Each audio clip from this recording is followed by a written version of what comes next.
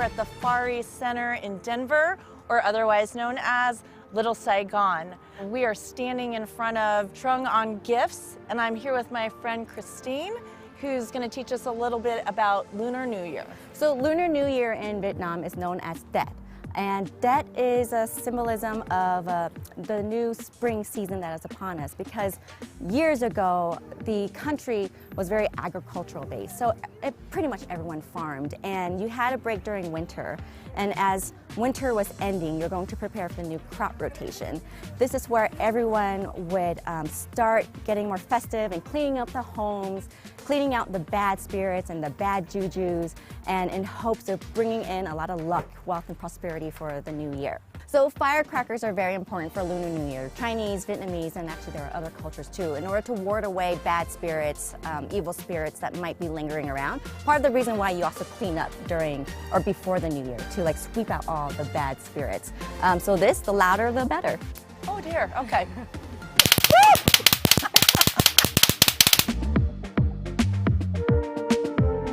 In general, for New Year's, you want to have a lot of fresh fruits. And there's a lot of meaning to anything that's round and full. Fullness is, you want to be full of wealth. You want to have a full belly. You want to, it's also like a sign of togetherness. So family, it's very representative of all of that. What does this say? Food is for luck. Oh, okay. Yeah. Luck, it's all about luck. It's all about luck, end of the day. As we can see, there's a lot of red here in the shop. It's all about the red, the golds, the yellow, because red just kind of fosters a lot of good luck. Yellow, which is like very much like gold in color, is representative of gold. Okay, so Christine, tell us about this red envelope. So the folklore goes that there were these evil spirits that were in a special blossom tree, and the deities would protect the blossom tree to make sure the evil spirits don't escape. But during the Lunar New Year, the deities are out and about celebrating as well. So there was an old that had escaped, and he would go around and terrorize the children in a matter of like you touch them and they would get high fevers and they would wail. And the deities, they came down to these villages and they were represented as gold coins. Villagers would pick up these gold coins, put a red cloth on it, and put it underneath the child's pillow in order for them to feel better and get well. So that is kind of the legend around the red envelope. So during the Lunar New Year, that parents and older members of the family or anyone who's married basically give these red envelopes filled with money.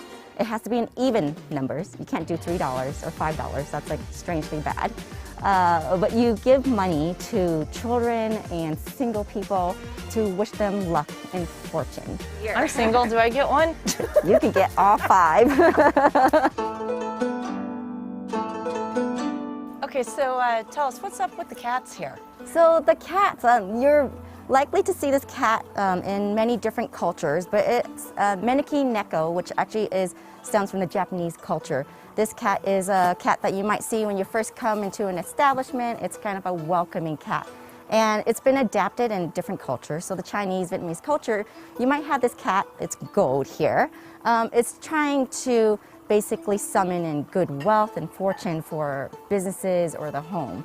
And people say waving, but it's more of a beckoning versus like a waving cat. Yeah, I've seen it all over, like Chinese restaurants, and so it kind of is overarching for Asian culture or businesses. Wealth, bringing in the wealth. We are very welcoming of patrons to our businesses.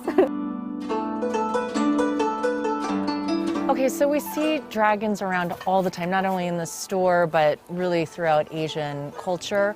What is the significance of the dragon? Dragons are very strong animals, and actually dragons are known to be like water animals.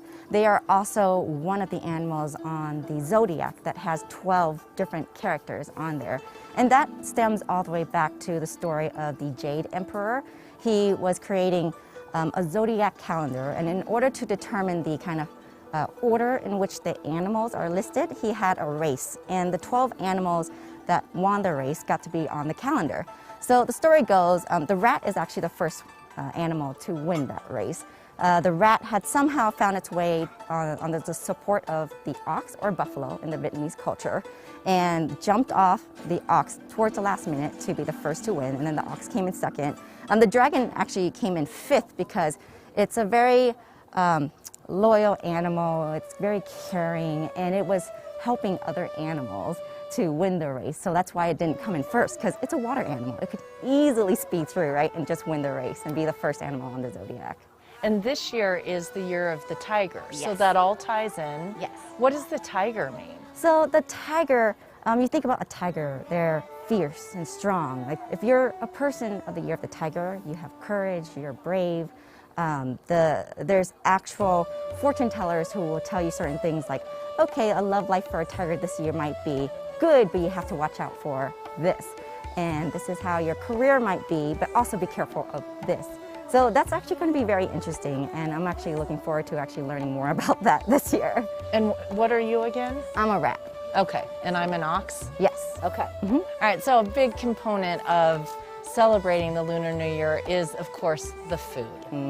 Yes, the food. Okay, good. Lunar New Year that there's always a special glutinous rice cake called Banh Jung or Banh Jung, depending on the region that you're from. But you know, they definitely have some of that in this plaza, so we should check it out. Yeah, well, hey, let's go. So Lunar New Year, you're often, you have a lot of sweets available. So is basically sweetened fruits, sweetened coconut, seeds. This is just something as a way to kind of have a sweeter year. Lunar New Year that it wouldn't be that without Banh Jung or Banh Tat. These are sticky glutinous rice cakes. The tradition kind of goes, you know, families get together before the new year. The kids might clean the banana leaves, and then you would take your time and you wrap it up, and then there's a string that ties around it. And when I was growing up too, I got to advance from cleaning banana leaves to actually wrapping the Banh Tat with my grandma. So during the new year, what you're trying to do beforehand is to prep as much as possible, because on the actual new year and some of the days afterwards, you do not want to work, cook, or do anything if you could help it, because then you're just saying that I'm going to have a difficult year and all I'm going to be doing is working. So they would create and have foods like this that would basically last for weeks without the need of refrigeration, right? Because refrigeration didn't exist for a while. And the candied fruits that we saw earlier, it's so that it could last, right? Because there was no refrigeration back then. So this is very traditional to have on the new year. You just slice it open, and this you could take a string and you cut out individual pieces, and you could put it on the fire or just eat it as is. But it's a way for you to not work during the new year and just enjoy the foods that you prepped ahead of time. Christine, thank you so much for giving us an insider's point of view on the Far East Center, teaching us about the Lunar New Year. We had so much fun with you. I wish you a Happy New Year. And how do you say Happy New Year in Vietnamese? In Vietnamese is Chúc mừng năm mới, and for our Mandarin friends, Xin niên Kuai Le, Cantonese friends, Gong Hei Fat Choi.